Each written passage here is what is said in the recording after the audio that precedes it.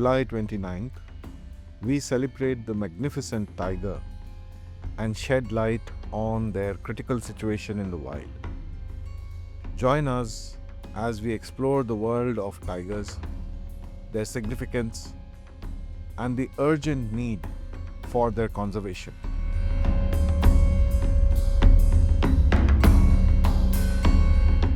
Tigers, the largest members of the cat family, have captivated human imagination for centuries. Their striking orange coats, adorned with black stripes, make them one of the most recognizable animals on our planet. But there is so much more to these apex predators than just their iconic appearance. Let's start with some fascinating facts about tigers. Did you know that no two tigers have the same stripe pattern? The stripes of a tiger are like fingerprints, unique to each individual. These powerful cats can weigh up to 300 kilograms and measure up to 11 feet in length, including their tail. Their roar, a sound that sends shivers down the spine, can be heard from as far as 3 kilometers away.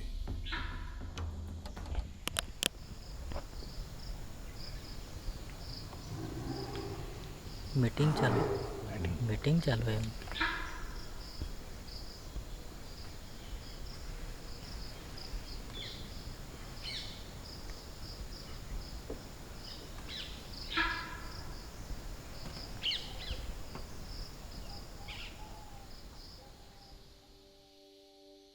Tigers are not just physically impressive, they are also incredibly adaptable.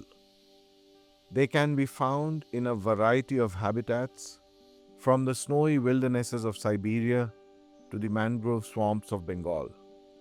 However, their primary habitats are tropical rainforests, grasslands, and mangrove swamps. But how did tigers become so critically endangered? Let's learn a little bit about the history behind this situation. Before the colonial powers like British and Portuguese took over India, people used to worship tigers. People used to live in complete awe of this animal and they thought it was God. And they used to call it different names. In fact, you see tigers as the Vahan or the vehicle for goddess Durga, or you will see Ayyappa with tigers. You will see so many gods which are associated with tigers. So in India, culturally, we were so embedded with nature worship, and respecting nature that we never thought of terminating tigers. We did have problems with tigers. The tigers were killing people, but it was seen as part of natural calamities, something which was seen when tigers are around a human habitat. But British, when they came to India, they were also on a mission to civilize this world. So killing tiger was part of civilizing this part of the world, where they thought tiger is a major problem for a civilized life. So they actually brought in gunpowder, rifles which are quite advanced at that time for India. They got in jeeps, they got in searchlights which were connected to jeeps, and they started killing tigers. And they brought in a culture where it was seen as an elite thing to kill tigers, and they invited Maharajas also for this. Earlier also kings were hunting in India, but it was not as terminating the species altogether. Mahesh Rangarajan, a famous historian of Indian environment, has documented that from 1875 to around to 1925, or at the start of our independence, we were having only 40,000 tigers. And between this period, there were more than 1 lakh tigers, 80,000 to 100,000 tigers which were terminated from India. So this was done with not only by British killing by the guns, but also inviting others to kill, and also giving rewards and bounties on tiger's head. So tiger was seen as something to be terminated. This also comes from the philosophy of West, where humans are the most superior race and we are out to conquer the world. So, unlike the East, which was seeing the greater powers as something which are more powerful, and it was respected, even worshipped in South Asia and Southeast Asia. Unfortunately, when the Western ideas came in, which was like, okay, terminate all, they have already in Europe terminated all the large carnivores. Now they were doing the same in India. So this saw a major decline, and this shikar continued until the Wildlife Protection Act came in 1972. It was the then Prime Minister Mrs. Indira Gandhi who brought this Wildlife Protection Act, and it was the era which was seeing the global awareness about conservation of nature, and there were acid rains in Europe and America. So there was a lot of issues of environment were coming in which India took a very bold step of conserving this wildlife by putting Wildlife Protection Act. This was much before any other country was actually trying to talk about tigers. These tigers were made as a national animal and symbol of conservation in India. Initially, there was, when in 1970s, from 1947 to 1972, it was estimated that India had only 1,400 tigers left. So at a massive rate, the tigers were being terminated. Along with the guns, it was also poisoning of the prey, poisoning of carcasses of cows and goats which tigers were killing. Tigers were left only in small pockets which were away from the human use. That's when the Project Tiger was launched in 1973, and this was keeping in mind that at least some geographies of India, some special areas of India will be kept aside for eternity. So they didn't expect a country like India, which was dealing with poverty, which was dealing with the issues of a young nation, which was trying to establish itself with a massive population, depleted resources, thanks to British, which has looted the country before leaving India. So India was still struggling in this entire context. Tiger conservation was seen as something which is an alien thing, which is a luxury thing, which is a European thing. But good that India took this step, and then we wanted to set aside some areas. So all over India, they took some 10 different geographies which was so unique, like Sundarbans, Manas, Corbett. So they took 10 different areas of India and they actually put the tiger reserves there. And this was areas which were under Project Tiger. Project Tiger was launched, and these 10 areas were thought that they will be used for conservation of tigers. And slowly we saw the tiger numbers coming back. So now we have around 58 tiger reserves in India, and we didn't know what these tiger reserves were doing to enter, like locking up these areas for conservation of one species. Is that worth enough? But recent studies have suggested that we are getting ecosystem services more than our GDP. In fact, $3 trillion is what we are achieving from these tiger reserves through ecosystem services. When I say ecosystem services, what I mean is the role of these areas to sequester the carbon, the role of these areas to send water. I mean, these are all big catchments of water. So when it rains, India is predominantly a monsoon-fed country, and these tiger reserves are important catchments of major rivers. So we have realized now that around 300 Indian rivers are originating from these tiger habitats. So now we realize that it's so important that we conserve these small islands of 58 tiger reserves. It doesn't even constitute 1% of the country, but we are able to conserve so many other species like the wild buffaloes, elephants, rhinos, gores, not just this big charismatic animals, but also small butterflies, insects, small life forms, which are all found in these areas. So this was a fallout of conservation. That's why tiger is generally called as the umbrella species for conservation. Now, let's delve into the emotional connection we share with tigers. These majestic creatures evoke a range of emotions in us: awe at their power, admiration for their beauty, and sometimes fear of their predatory nature. But there's also a tenderness in our hearts for tigers, especially when we see images of tiger mothers caring for their cubs, or watch videos of these big cats playing like oversized house cats. This emotional connection is crucial because it drives our desire to protect them, and protection is something tigers desperately need. According to the Global Tiger Forum, there are only about 5,500 tigers left in the wild. This number, while an improvement from previous decades, is still alarmingly low. In 2010, Global Tiger Forum was formed, in which 13 tiger range countries came together. The assessment of the tiger population then was 3,200 tigers left in the wild in the world. And as you know, tiger is found only in Asia. This was perhaps the Asian coalition, with Russia leading it.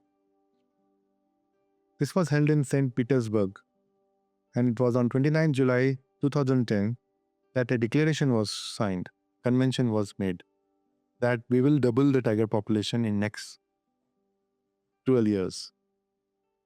By 2022, there was a commitment that every country will put its own efforts to double the population and help reduce the tiger trade by cross-border cooperation. India led dramatically on this, where the tiger numbers improved from around 1,700, 1,800 to 3,200 by 2022. The South China tiger is almost extinct in the wild. And from these 13 range countries, 3 countries lost the tigers: Cambodia, Laos, and Vietnam. There are around 350 tigers left in Indonesia and Malaysia put together. There's Sumatran tiger there. Altogether, there are around 6 tiger subspecies, of which the Bengal tiger, which is found in India, has the maximum number of individuals, which is more than 3,500 tigers. In India, we assess the tiger populations once in 4 years. There is an All India Tiger Estimation, which happens once in 4 years, wherein it is led by a National Tiger Conservation Authority and the Wildlife Institute of India, the premier wildlife institute, supported by the forest departments and the local NGOs. All come together to count the tigers using camera traps so that there is no double counting. Earlier, the tigers were counted using the pug marks, which was prone to a lot of errors. But now, because realizing that there are unique tigers, every tiger is unique with their unique stripe patterns, wildlife biologist Mr. K. Ullas Karant has designed a method using camera traps, infrared camera traps, where basically tigers take their own selfies walking just past the cameras, and a profile is created. We make a profile by carefully identifying individual tiger stripe. We put it in our software, and biologists and forest department come together to make profiles of individual tigers. These profiles are submitted to National Tiger Conservation Authority, where scientists from WII, Wildlife Institute of India, collate all the tigers and they eradicate double counts which must have happened at the border states like Tamil Nadu, Kerala, Karnataka, and they come out with unique population estimation, which has led to 3,200 tigers last year, in 2022. The threats facing tigers are numerous and complex. Habitat loss is perhaps the most significant issue. As human populations expand, we encroach further into tiger territories, clearing forests for agriculture, housing, and infrastructure. This not only reduces the space available for tigers, but also fragments their habitats, making it difficult for tigers to find mates and maintain genetic diversity. Poaching is another major threat. Despite international bans, there is still a black market for tiger parts used in traditional medicines and as status symbols. A single tiger can fetch tens of thousands of dollars on the illegal market, creating a powerful incentive for poachers.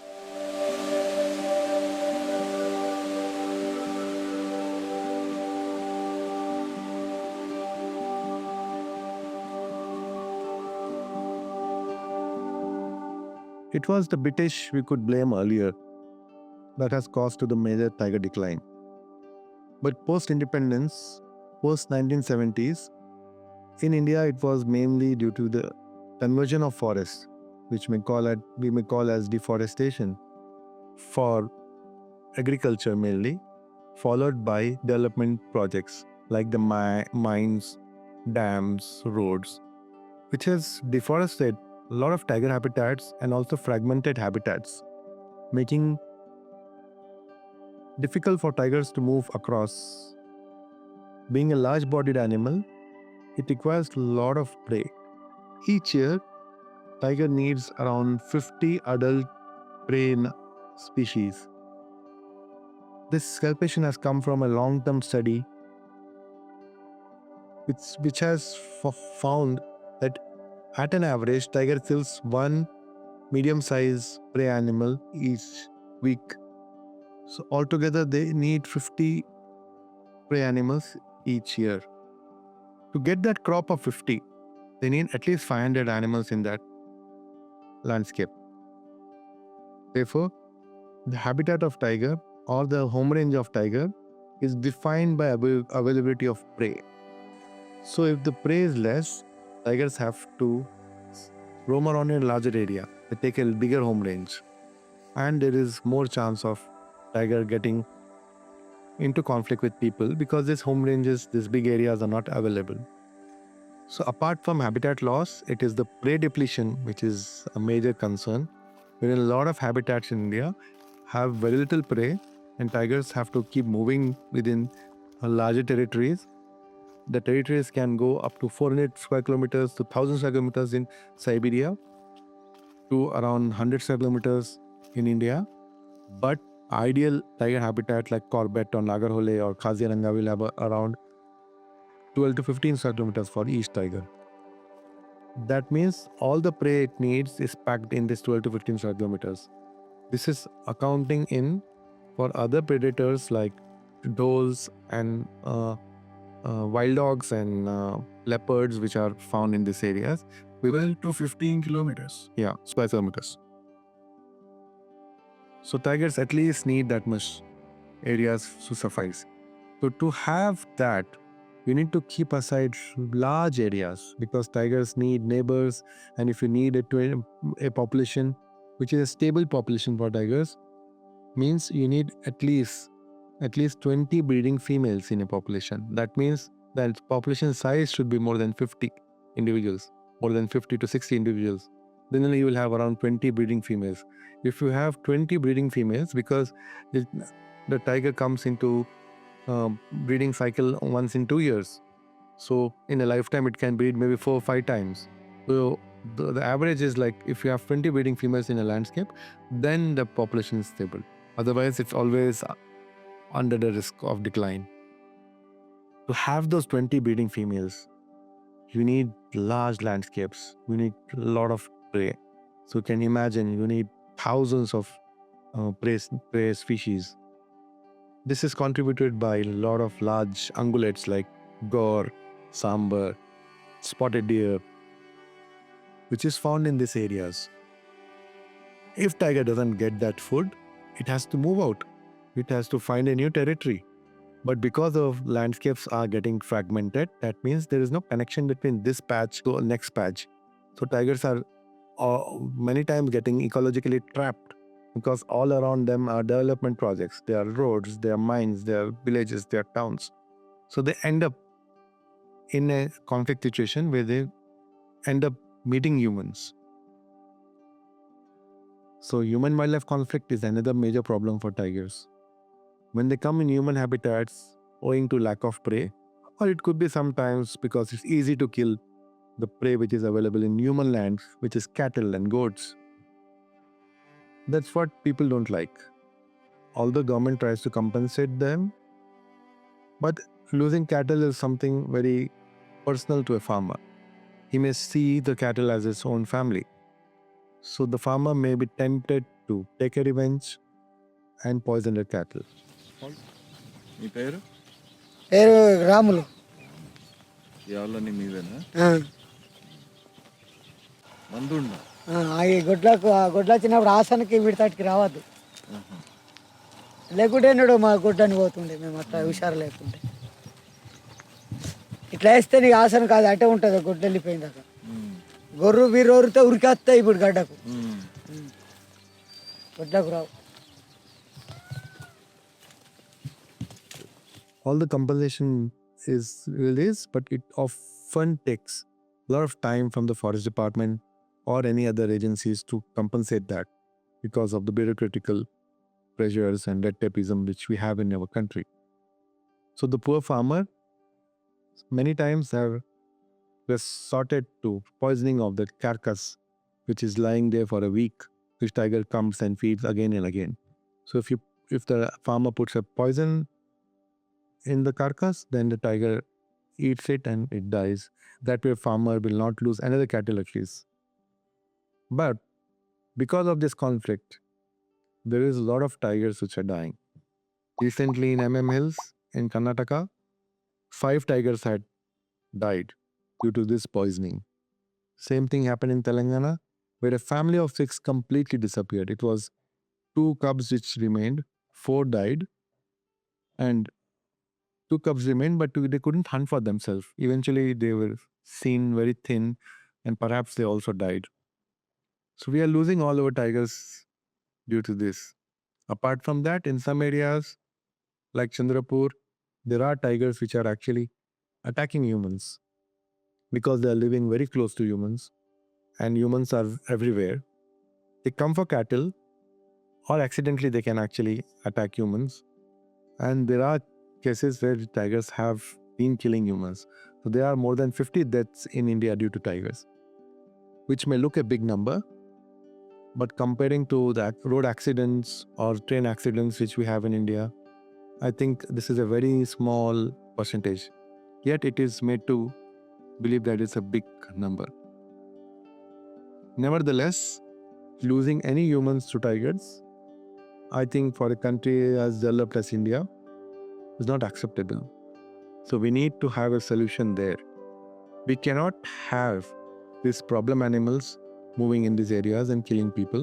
We need to have a solution wherein tigers and people don't overlap much, don't interact much, and are not a problem for each other. Human-tiger conflict is also a growing concern as tigers lose their natural habitats and prey becomes scarce. They sometimes venture into settlements leading to dangerous encounters. This often results in retaliatory killings of tigers. But it is not all doom and gloom. Conservation efforts are making a difference. In 2010, at the St. Petersburg Tiger Summit, 13 tiger range countries committed to doubling the wild tiger population by 2022, a goal known as TX2. While we didn't quite reach that target, significant progress has been made. Several countries, including India, Nepal, and Russia, have seen increases in their tiger populations. But conservation isn't just the job of governments and organizations. Each one of us can play a role in protecting tigers. Here's how you can help. Spread awareness. Share how to help information about tigers and the challenges they face with your friends and family. Support conservation organizations. Donate to established, reputable organizations working on tiger conservation. Be a responsible tourist if you visit tiger habitats. Choose eco-friendly tours that respect wildlife and support local communities. Make sustainable choices. Reduce your carbon footprint and avoid products that contribute to deforestation. And finally, use your voice. Advocate for policies that protect wildlife and their habitats.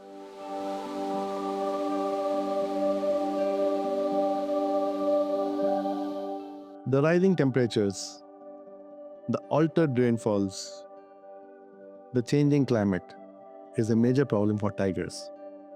It's not just that the humans are suffering because of the climate change, it's also that the tigers and their habitats are getting depleted due to climate change.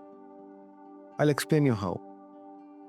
The tiger, which needs a lot of prey, gets perturbated by changing climates. Extreme weathers cause disruption in the forest. It can cause more fires. It can kill a lot of prey animals. It can change the patterns of the breeding. For example, if females in generally female deer species generally have fawns in the month of the early monsoons. They breed in March, and after 2 months or 3 months, they have fawns. That's when they have to lactate more. And that's when they have to eat more. And when the fawns are growing, it is almost August, September. That's when they need to have a lot of food available. But if the rainfall is not proper, if it starts, monsoon starts and then stops, then starts, then stops, that's when the forest goes into a distress cycle. There is attack of pests and pathogens which kill the plants and edible foods. It's the rough which survive. So this all can have a major impact on the prey. This all we can do is provide some water in the pinch periods, but we cannot change the entire thing. Now we can artificially feed this hundreds and thousands of animals. It's just not possible. That's where the animals start showing a decline. And that's when unhealthy prey population will lead tiger cycle also. The breeding cycles of tiger get affected. The tiger numbers get affected. They actually may start looking for cattle, which is outside. Or they may actually end up trying to move from one patch to other patch because of disturbances in these areas. So this is how the climate change affects. A more direct effect is happening in West Bengal, where Sundarbans is getting submerged due to rising sea levels. This is a major threat because the habitat each year, each decade, you are losing hundreds of acres to the sea. And this is happening in India and Bangladesh, which has the mangrove forest, which depends on the sea, which comes and goes. But this rising sea level can actually kill the mangroves also. It's not, mangroves need both fresh water coming from the land and the sea water coming from the sea.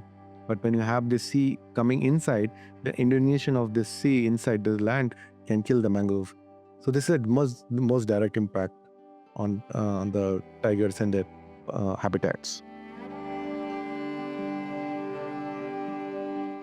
As we celebrate International Tiger Day, let us remember that these magnificent creatures are more than just symbols or attractions. They are vital components of their ecosystems, helping to maintain the balance of nature. Tigers are apex predators, and their presence indicates a healthy environment that can support a wide range of other species. Moreover, tigers hold cultural significance in many societies. In many Asian cultures, tigers symbolize strength, courage, and dignity. They feature prominently in folklore, art, and literature. And by protecting tigers, we are also preserving an important part of our cultural heritage. Looking to the future, there is reason for cautious optimism.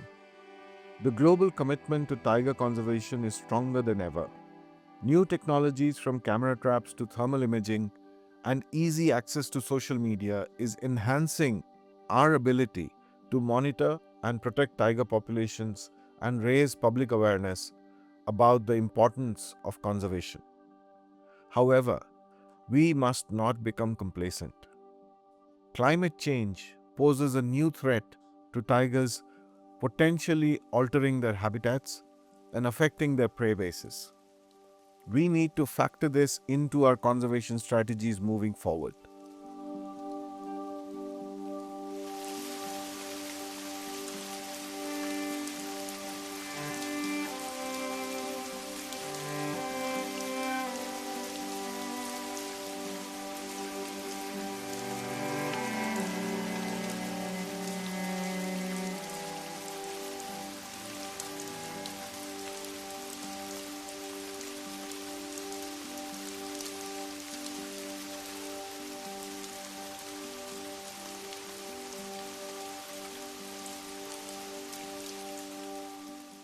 Globally, there are many organizations which have formed for wildlife conservation, and they have taken tigers as a major conservation species to work for.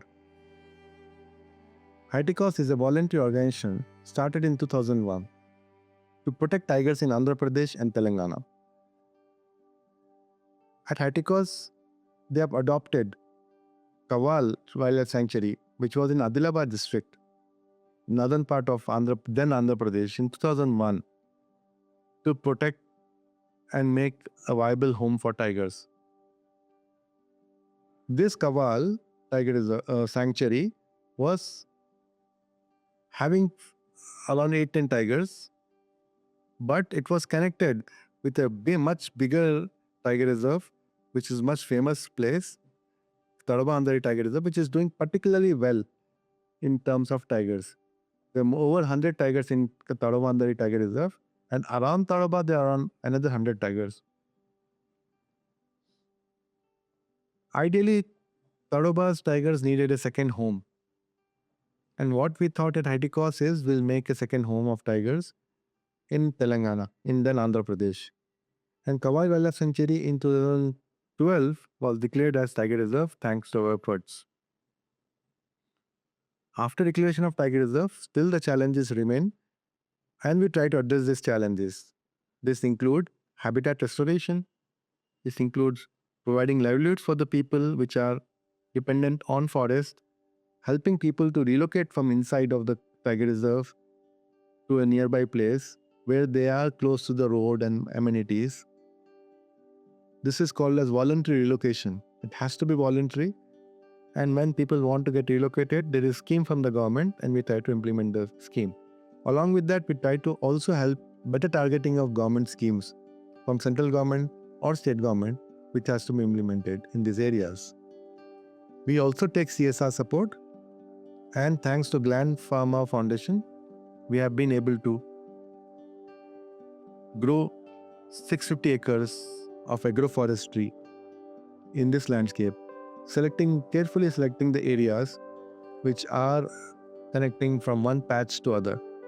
So we are trying to rebridge the entire forest with this agroforest initiatives, mainly because it's only in summer months when the mango plantation is required for harvest, and it's all the other 9 months of non-summer where this land is left fallow.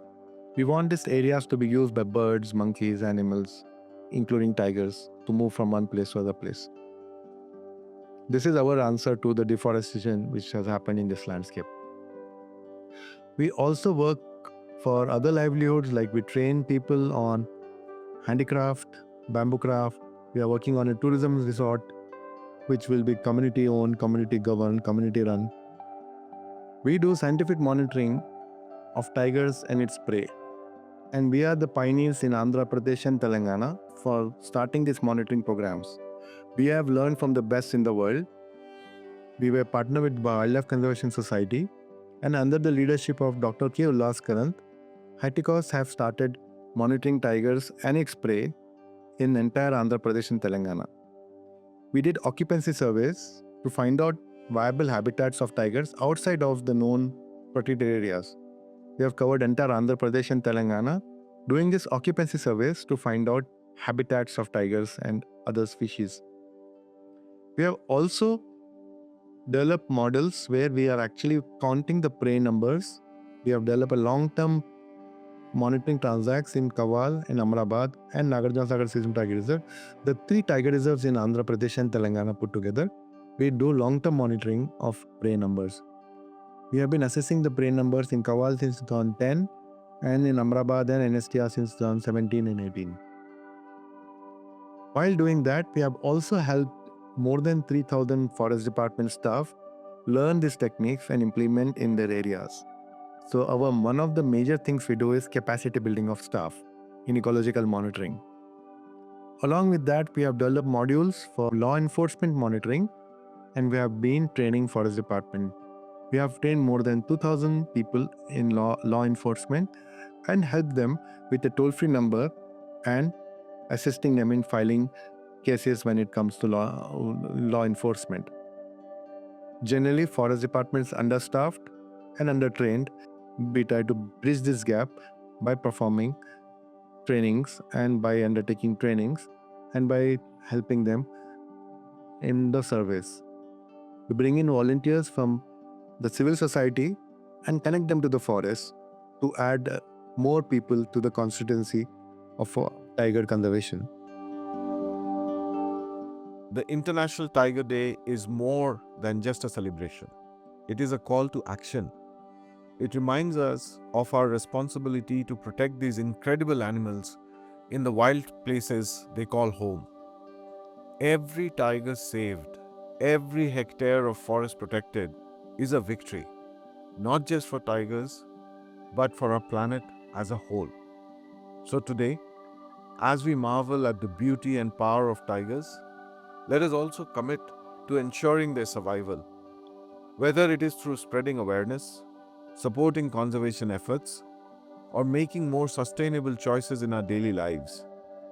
We all have a role to play. Think global and act local. You can also read more about tiger conservation. You can understand what's happening in your backyards, in Andhra, Telangana's tiger areas, and also read about what's happening in India and support people who are trying to protect these lands. Your voice counts. It's very important that you talk about tiger conservation, habitat fragmentation, habitat loss. You need not be a wildlife biologist or a forest officer always to go and conserve tigers. You can do it in your own way. You can be a photographer. You can be a doctor who is actually trying to take care of people living around the areas where tigers are living. You can be a good agriculture person who is reducing the use of pesticides. You can ask your teachers to take you for a picnic which is near a forest, near a nature reserve, so that you can witness nature and appreciate it. You can organize nature walks. You can yourself go to nature walks on Sundays with your parents and friends and learn more about nature. That is the best way to appreciate the nature, by being in nature. You can use your art, your writing skills for conservation. Art is the best form of expression where you can actually talk about what are the issues we are having. You can talk about how tigers are helping in fighting the climate change. Now you can use artificial intelligence, AI, for learning more about tigers and spreading this information. There are so many things which you as a child can do, starting from saving paper because you need to cut trees. Maybe you can put a message in every class in your school saying that papers come from trees. Don't waste paper. You can ask the school to reduce the use of paper, and maybe you can help the school in recycling whatever is being generated. In conclusion, the International Tiger Day's theme this year is "Their future is in your hands." It talks about the collective responsibility we all have to conserve tigers, and they cannot survive without our support. They may be the most majestic and largest and most powerful animal in the world, but they cannot sustain themselves unless we all support the tigers. Let's take a pledge that we'll spread awareness about tiger conservation. We'll support the conservation organizations and people who are conserving tigers. Let all come together and spread this message of tiger conservation. Thank you. Jai Hind. Remember, in saving the tiger, we are not just preserving a species, we are protecting entire ecosystems, maintaining the balance of nature, and ultimately safeguarding our own future on this planet. Thank you for joining us on this International Tiger Day. Let us make every day a day for tiger conservation. Together, we can ensure that future generations will continue to share this planet with these magnificent creatures.